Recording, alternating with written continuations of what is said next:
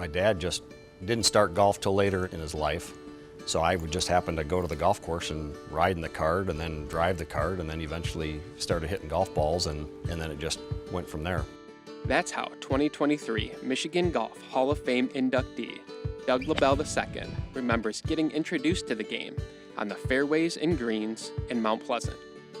I think the Mount Pleasant Junior Golf was a key component of, teaching all of us kids the game, and there was lots of kids at the time, 300 plus that would sign up, and Roy Gunderson ran it.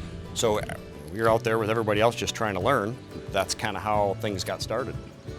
I always kind of felt at each level, I was like, okay, I've had success at each of these levels. I kind of felt like I was pretty good till I went to the next level and then realized maybe I wasn't as good as I thought I was.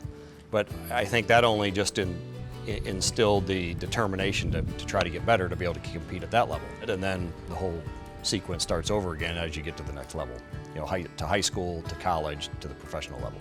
With a regular PGA Tour stop about 100 miles from Mount Pleasant, Doug could catch a glimpse of some of the premier players of the time, and that experience fueled his imagination and sparked a dream to one day join the touring pros.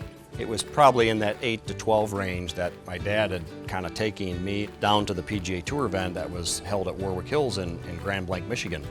And I just remember just really following the players, just the whole setting, people watching these really great players. I kind of felt like that's what I'd like to do that. And so that's kind of where the professional aspirations really kind of first were ignited. After a successful high school career as a Mount Pleasant Oiler, Doug challenged himself to become a more complete player. The path he chose took him to the University of New Mexico, where he learned to navigate the whipping winds of the Southwest. But as his college career was nearing completion, Doug wasn't sure he still wanted to pursue a career as a professional golfer. But a familiar location offered him a chance to reignite his passion. I think every golfer at times gets frustrated with how they're playing because most of the time you're not succeeding, you're failing.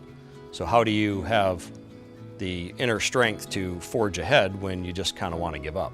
In 1997, the summer before my senior year in college, I was burned out. I was ready to kind of like, yeah, this is it. I'm probably not going to play professional golf. And I was home during the summer before I go back to school, and I went down and tried to Monday qualify for the PGA event at Warwick Hills. And I qualified. So here I am playing in the Buick Open in 1997, a tournament that I came to watch as a kid. Kind of really reinvigorated my love for the game and the determination to want to get there.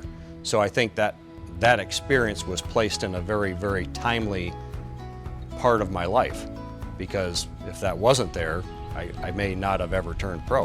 I don't know.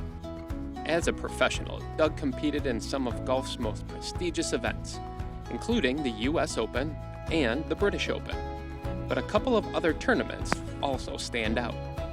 It was 2006, and I had some seconds and some thirds and played well in some tournaments, but I just hadn't broke through to win. And to kind of get your PGA Tour card, you really need to win. This was, the closest level to the PGA Tour, the biggest level that I've ever won on. And what an awesome experience. It was really special. My dad and my brother flew down, and some of my dad's friends. I think I was 2 shots back going into the final day, but played really well the last day to end up winning by 2. And then, the 2012, here I am now married. As a father, it was pretty emotional. The sacrifice that my wife makes to kind of handle things at home while I'm on the road. It really does take a significant other that's willing to do that. Kind of pre-family and then family were the 2 wins, so much different. In the realty business now, Doug still hits the links on league nights. But on a brisk, late October afternoon, former superintendent at Saginaw Country Club, Jerry Fauble, legendary player and coach Gene Murray, and Doug Labelle II were inducted into the Michigan Golf Hall of Fame. Just an honor to be included with those great players from Michigan. Mount Pleasant Country Club is right here where we are right now, is where I grew up. That's pretty special. It means a lot, but by no way would I expect to be there. it's really whether they, based on their criteria, whether they deem me to be in there, and they did, so I'm grateful. And look who's joining me right now. Doug, you have had quite the career on the links that's taken you to really all corners of the world. What an accomplishment. And I want to know, what kind of advice do you have for somebody who might be watching, dreaming of going pro in golf? What would you tell them? Well, first of all, I would say they need to love the game. You got to love the game if you're going to do something that much, that often. But I mean, I'd say the key components of that is they have to be self-motivated, they got to be disciplined. I mean, you've got to work hard, you've got to have a thick skin, but you've got to be willing to put the time in. And but if you don't love the game, then it's going to be difficult to do that on a regular basis. So those are my probably key components that I would say to do that. Got it. Well, good advice. Thank you thanks for being here. No, thank you for having me.